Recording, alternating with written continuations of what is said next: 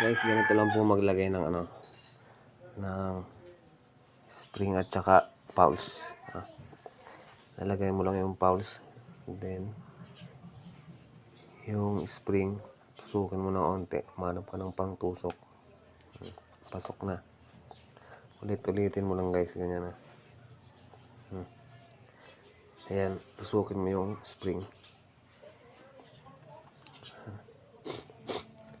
Ito po guys, Hasans Pro 7.6 pulse treated.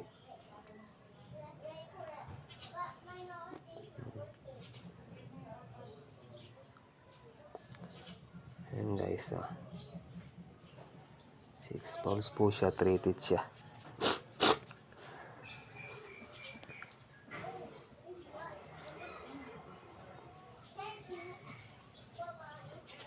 Ayan guys.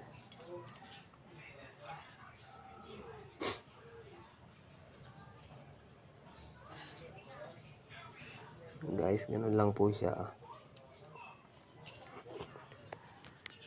Ano po siya guys, treated 6 pulse.